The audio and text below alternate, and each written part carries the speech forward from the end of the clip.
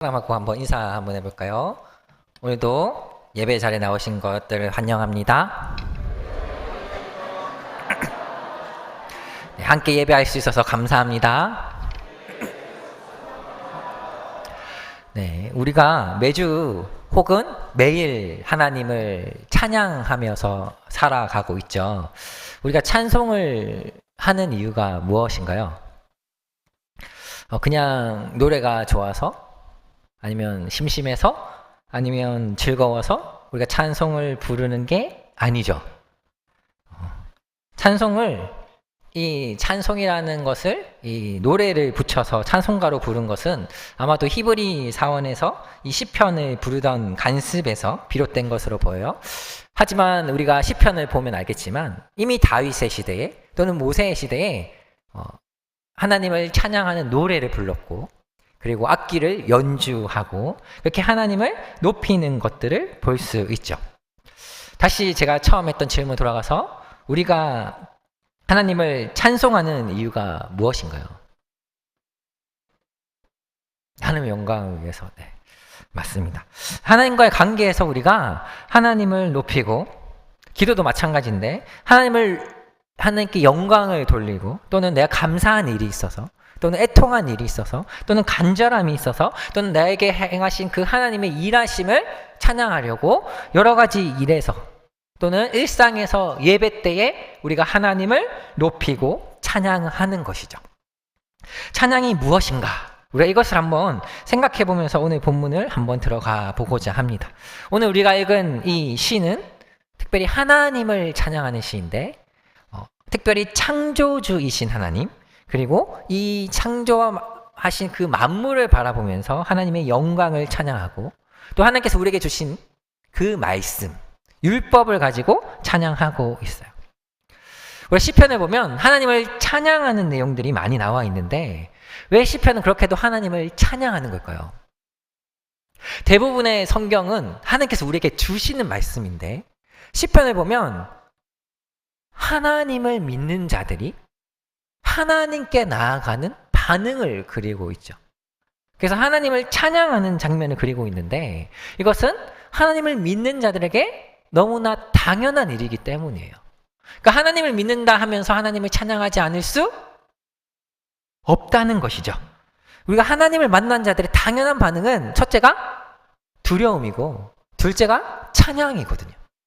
그래서 우리가 하나님 앞에 나아갈 때 우리가 하나님을 찬양하는 것이 너무나도 당연하다라는 거예요. 그렇다면 우리가 삶 속에서 과연 하나님을 얼마나 찬양하며 살아가고 있는가를 한번 생각해 보고자 한다는 거예요. 제가 어린 시절에는 핸드폰이 없었거든요. 그래서 그런지 길을 가다가도 또는 수시로 하나님을 찬양했어요.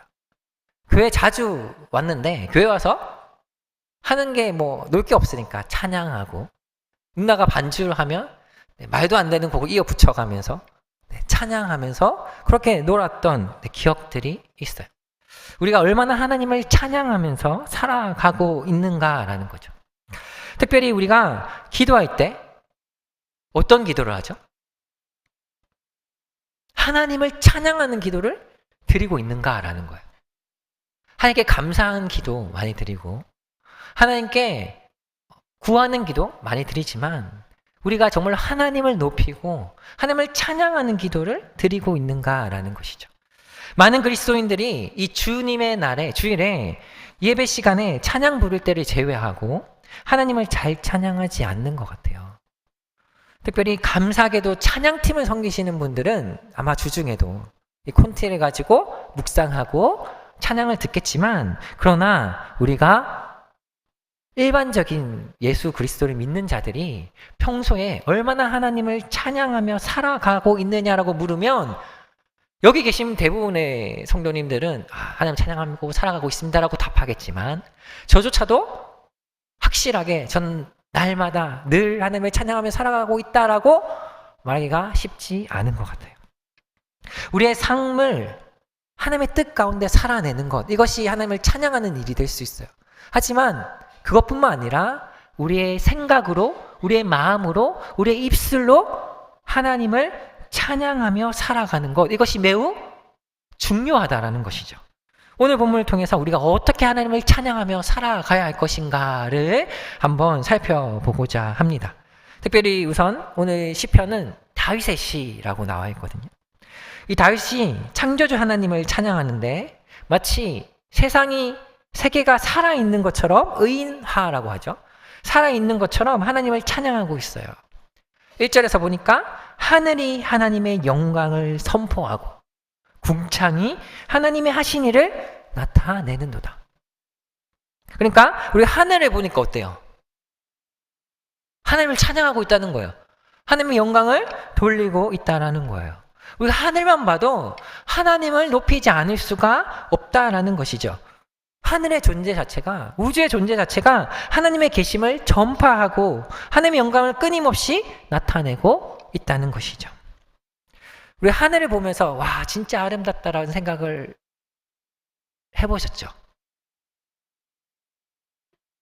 네, 저는 아주 이성적인 사람인데도 불구하고 저도 정말 오늘 하늘 정말 예쁘다라는 생각을 할 때가 있거든요. 특별히 노을을 바라보거나 또는 제주도에서 그 해변에서 딱 그 미세먼지 하나도 없는 날 그 한라산에 딱 보이는 그 하늘 딱 바라볼 때 너무나 아름답다라는 생각을 해본 적이 있거든요. 우리가 아주 예쁜 구름들이 딱 뭉게뭉게 펴 있을 때도 하늘 너무나도 아름답다라는 생각들을 한다라는 거죠. 그런데 우리가 이것을 아름답다 해서 끝나느냐 아니면 하나님을 높이는 데까지 나아가느냐라는 거예요. 정말로 멋진 구름, 정말로 멋진 하늘, 또는 태풍과 비바람, 천둥번개가 쳐도 그 무서운 하늘을 봐도 우리가 하나님을 찬양해야 된다는 거죠. 다윗은 오늘 하늘을 바라보며 그러한 찬양을 올리고 있다는 것이죠. 2절에서 4절을 보니까 낮과 밤이 지식을 전달하고 있다라고 말해요. 낮과 밤이 언어가 있나요? 소리가 있나요?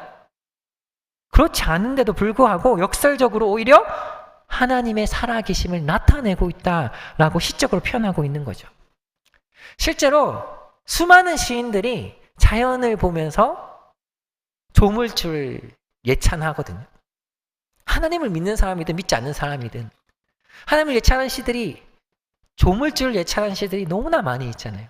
우리가 너무나도 잘 아는 간동별곡, 정철 시인의 아마 고등학교 그런 문제에서 많이 나왔던 걸로 때문에 외웠던 기억이 있는데, 그 금강산을 보면서 이 조물주의 그 모습을 예찬하잖아요. 혼사토다라는 이야기를 하잖아요. 이처럼 믿지 않는 자들도 이렇게 조물주를 예찬한다면, 예수님을 알고 하나님을 알고 그를 믿는 자들이 이 천지 만물을 보면서 하나님을 찬양하는 것을 놓친다라면 너무나 안타까운 일이 아닌가 한다라는 거예요. 우리가 이 천지를 보면서, 자연을 보면서 하나님을 찬양하는 것은 너무나 당연한 일이고 이것은 놓쳐서는 안 되는 것이다라는 거예요. 자연을 통해서 계시하시는 그 하나님을 만나고 그 하나님을 찬양할 때 우리가 더 풍성히 하나님을 누릴 수 있다는 거예요.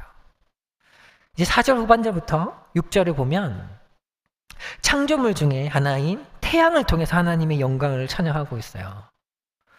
특별히 태양을 위해서 하나님께서 장막을 베푸셨고, 태양의 운행이 마치 뭐 같냐면 신랑 같다는 거예요. 마치 장사 같다는 거예요. 한마디로 말해서 힘이 세서 끊임없이 기뻐하면서 돌고 운행하고 있다는 거예요. 하나님이 예비하신 그 길을 끊임없이 돌고 있다는 거죠. 물론 우리가 도는 이 태양은 지구의 자전에 의해서 돌고 있죠. 우리가 겪는 이 계절의 변화는 지구의 공전에 의해서 경험하는 것이죠. 또한 이 태양계조차도 은하계를 끊임없이 빠른 속도로 돌고 있죠. 근데 이 모든 사실이 하나님의 주권 아래 있다는 거예요. 하나님의 다스림 안에 있다는 거예요. 이것이 얼마나 놀랍고 은혜로운가 하는 것이죠. 우리가 과학 시간에 배워보면, 그러니까 지구가 태양에서 조금만 더 멀어져도 너무나 추워서 살 수가 없거든요. 조금만 더 가까워져도 너무나 더워서 살 수가 없어요. 마찬가지로 공기의 밀도가 조금만 변화되어도 우리가 살 수가 없다는 거예요. 이 모든 것이 하나님의 은혜 가운데 지금 우리가 살아가고 있다는 거죠. 지구의 자전축이 23.5도 기울어져 있기 때문에 우리가 사계절을 뚜렷하게 누리고 있잖아요. 우리가 이런 모든 것들을 바라보면서 하나님의 은혜에 감사하고 찬양하는 것이 너무나도 당연하다는 거죠. 우리가 세상을 살아가기 너무나 바빠서 이런 것을 놓치며 살아간다면 하나님을 찬양할 기회를 놓치는 것이다 라는 거죠. 우리가 조금만 더 귀를 기울이고 조금만 더 눈여겨보아도 하나님을 찬양할 것이 너무나도 많거든요. 저는 아까도 말했지만 이성적인 사람이라서 이 다윗처럼 이렇게 아름다운 말로 하나님을 찬양하기는 어렵지만 저조차도 이 자연에 돌아가는 것을 보면서 하나님을 찬양하거든요. 제가 길을 가다가 나뭇잎을 보는데 이 나뭇잎의 그 세맥과 그 섬세함과 그 푸르름이 너무나 아름다워서 하나님을 찬양했던 기억이 있거든요.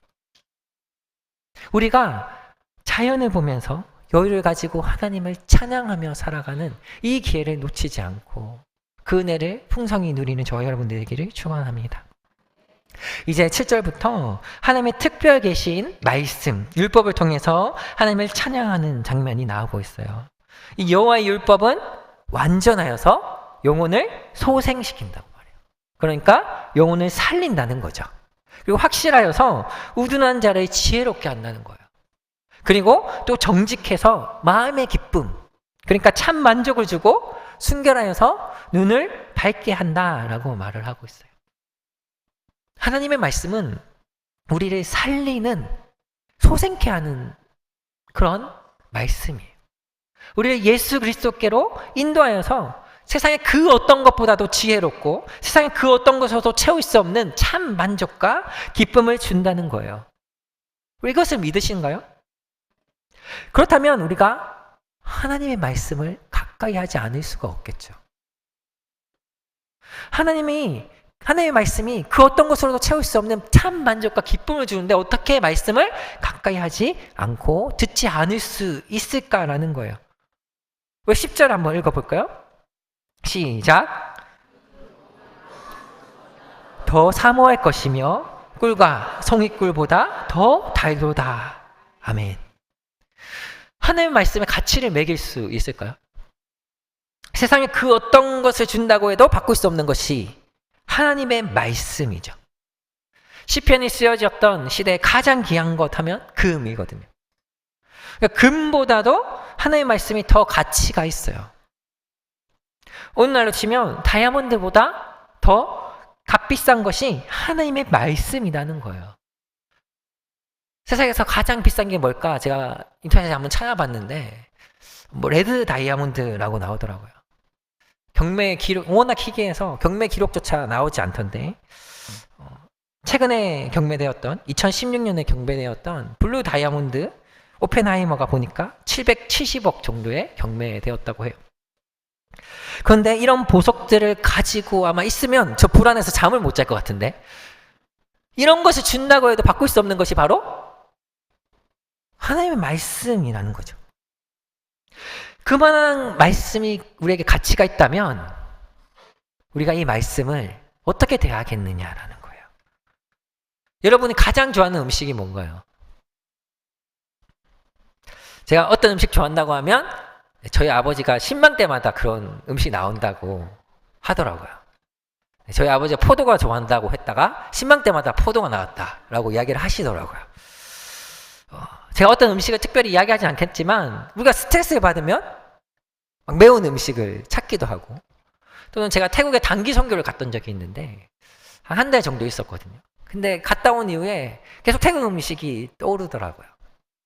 물론 지금은 떠오르지 않는데 너무 오래돼서 우리가 귀한 음식을 계속해서 먹고 그리고 그것을 찾으며 살아갈 수 있는 시대를 살아가고 있잖아요. 그래서 우리가 돈만 주면 집 앞까지 배달을 주기도 하고 그래서 우리가 이 음식을 먹는 것을 아주 즐기고 이거 식도락이라고 하죠. 그런데 말씀이 이것보다 달다는 거예요. 그렇죠? 수면제보다 달콤한 게 아니라 내가 정말로 좋아하는 음식보다 더 달콤하다라고 다윗은 고백하고 있는 것이죠. 우리가 진짜 말씀이 그렇게 달콤하다면 우리가 말씀을 날마다 묵상하고 읽지 않을 수 있을까요? 오늘 이 다윗의 고백이 우리의 고백이 되기를 소망합니다. 그리고 이 고백이 우리의 삶에 나타나기를 정말로 소원합니다. 우리가 또 너무나도 사랑하고 또 사랑하길 원하는 이 하나님의 말씀이 우리에게 두 가지 역할을 한다고 오늘 본문은 말을 하고 있어요. 첫째는 경고고 둘째는 보상이에요. 그래서 다윗은 하나님께 용서와 보호라는 이 두 가지 청원을 드리고 있어요. 그래서 다윗은 자신의 이 숨겨진 허물, 그러니까 죄에서 벗어나게 해달라고 구하고 있죠. 다윗은 숨겨진 허물, 그러니까 너무나 달콤해서 죄가 달콤하거든요. 그래서 이 달콤한 죄에서 빠져 있다 보면 스스로 자각하지 못해요. 그래서 이 죄를 깨닫고 벗어날 수 있게 해달라고 구하고 있는 것이죠. 다윗이 정말로 위대한 점이 많이 있지만 그 중에 하나가 뭐냐면 죄를 깨달았을 때 즉시로 회개했다는 거예요. 우리가 너무나 잘 아는 그 밧세바 사건 있잖아요. 밧세바와 그 부적절한 관계를 맺었을 때 그 사실이 오히려 다윗에게 회개하는 것이 아니라 그 남편을 죽여버리는 데까지 나아갔죠. 그때 하나님께서 어떻게 하시냐면 나단이라는 선지자를 보내셨어요. 나단이 그리고 바로 그 사람이 너입니다라고 그 죄가 너 가운데 있다라고 지적했을 때 다윗이 어떻게 했냐면 나단을 죽여버리는 것이 아니라 즉시로 회개했다는 거예요. 그 시대 배경을 한번 생각해 보면 그 시대 다른 왕이었다면 과연 그렇게 했을까요? 그런 것이 허물이 되지 않았을 거예요. 어떤 여자를 취하고 유부녀를 할지라도 그 여자를 취하고 그리고 그 사람의 남편을 죽여서 은닉했다라면 그것이 그 왕에게 어떤 허물이 되지 않는 시대였거든요. 그것을 지적한다면 그 사람까지 처리해버리면 되는 그런 시대였는데 다윗은 하나님 앞에 살아가는 왕이었기 때문에 바로 그 즉시 죄를 깨달았을 때 회개했다라는 거예요. 다윗은 지금 그것을 고백하고 있는 거죠. 내가 죄에 빠져서 그 죄를 깨닫지 못했을 때 죄를 깨닫게 해달라는 거예요. 그래서 이 죄에서 즉시로 벗어나게 해달라고, 그럴 수 있는 용기를 달라고 구하고 있는 것이죠. 또한 13절에서 고의로 죄를 짓지 말고 죄가 나를 주장하지 못하게 해달라고 구하고 있어요. 우리가 위대하다라고 하는 그 다윗조차도, 하나님을 전적으로 의지하며 살았던 그 다윗조차도 죄를 범하였고 죄의 유혹에 빠졌다면 우리는 어떠할까요? 우리가 연약하다라는 것을 우리는 인정해야 돼요. 연약하다면 우리가 어떻게 해야 되냐면 날마다 나를 살펴야 되는 거죠. 날마다 내 행동을 말씀에 비추어서 평가하고 판단해야 되는 거예요. 그렇게 해서 내가 죄에 혹시나 빠지지 않았을까 살펴서 내가 죄를 깨달았다라면 죄를 벗어날 수 있는 용기를 달라고 구해야 되는 거예요. 죄라는 것이 무섭고 두려운 것이 아니에요. 대부분의 경우 아주 사소하고 대부분의 경우 아주 달콤하고 대부분의 경우 우리가 인식하지 못하게 넘어갈 때가 많이 있거든요. 그래서 이 죄라는 것이 사소하기 때문에 너무나 쉽고 제가 너무나 달콤하기 때문에 너무나 쉽게 빠져들고 또 죄라는 것이 사소해서 우리가 이 죄를 간과해버리며 넘어가버릴 때가 많이 있다라는 거예요. 이 죄의 결과 다윗이 얼마나 끔찍한 열매를 먹어야 했는지는 제가 이야기하지 않을게요. 하지만 분명한 사실은 그 죄를 회개했을 때 하나님께서 용서해 주셨다는 거죠. 비록 그 열매를 따먹었다 할지라도 그 죄에 대해서 용서함을 받았다는 것이죠. 우리도 마찬가지예요. 우리는 죄인이고 이 죄에 빠지기 너무나 쉽지만 그럼에도 불구하고 우리가 하나님 앞에 이 죄를 가지고 나아갈 때 하나님께서 용서해 주신다는 사실이에요. 예수 그리스도를 그래서 우리 가운데 보내셨고 그 예수 그리스도를 믿는 자들에게는 이 죄가 없다라고 칭해 주신다는 거예요. 그래서 우리가 죄가 아니라 선을 따를 수 있는 거죠. 비록 우리는 여전히 연약해서 죄를 지을 거예요. 그래서 우리가 날마다 성령을 구해야 되고 날마다 이 죄에서 벗어날 수 있게 해달라고 구해야 되는 거죠. 다윗처럼. 그리고 죄를 깨닫게 해달라고 구해야 되는 거예요. 이 죄의 달콤함에 내가 빠지지 않게 해달라고 구해야 되는 거예요. 이 죄가 사소하기 때문에 쉽게 간과하지 않게 해달라고 구해야 되는 거예요. 그리고 이 죄의 용서함을 아는 자들은 다윗처럼 하나님을 찬양해야 되는 것이죠. 예수님의 십자가 부활을 아는 자들이 하나님을 찬양하지 않는다는 것은 은혜를 모르는 거죠. 그래야 해서 다윗이 14절에서 이런 고백을 하는 거예요. 한번 함께 읽어볼까요? 나의 반석이시요 나의 구속자이신 여호와여, 내 입의 말과 마음의 묵상이 주님 앞에 연락되기를 원하나이다. 아멘. 하나님은 나의 반석, 흔들리지 않는, 반석이시라는 게 뭐 흔들바위 이런 단순한 바위가 아니라 아주 거대한 산과 같아서, 그래서 신실하셔서 우리가 그 산에 붙을 때 흔들리지 않는 것처럼 하나님이 그런 분이시다는 거예요. 그 하나님을 붙들 때 우리 전적으로 타락한 우리가 구원받을 수 있고 구속함을 얻을 수 있다는 거예요. 그분 앞에서 우리가 하나님이 기뻐하실 만한 찬송, 입의 찬송과 삶의 행위로 하나님을 영광 돌리는 것이 너무나 당연하고 마땅하다는 것이죠.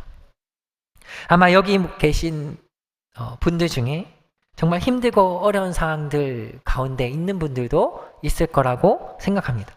그러나 이 시간 온전히 하나님을 찬양했으면 좋겠어요. 우리의 상황과 환경이 나의 어떠함이 내가 하나님을 찬양하는데 방해가 되지 않았으면 좋겠어요. 우리가 기억해야 될 것은 내가 하나님의 주권 아래 있다는 거예요. 나의 어려움, 나의 힘듦도 하나님이 나를 내버려 두고 계시는 상황이 아니라 하나님의 주권 아래 있다라는 사실, 우리가 이것을 기억하면서 하나님께서 나에게 주신 그 계시, 자연과 이 말씀을 가지고 하나님을 찬양하고, 우리가 주님의 나 이 주일 뿐만 아니라 내 일상에서 하나님을 찬양하고 하나님의 깊숙한 개입을 느끼고, 그래서 하나님 앞에 서기를 간절히 소망합니다. 또한 내가 말씀을 보면서 혹시 내가 깨닫지 못한 죄가 있는지, 또 내가 알지 못했던 죄가 있는지, 내가 죄 가운데 거하고 있는데도 혹시나 알지 못하고 있다면 하나님 깨닫게 하여 달라고, 성령으로서 나를 인도하여 달라고, 그래서 내가 죄가 아니라 하나님의 은혜 가운데 거하게 해달라고 구하면서, 그러면서 우리의 기도와 찬송이 하나님께 온전히 연락되기를 구하기를 축원합니다. 이 시간 기도하도록 하겠습니다.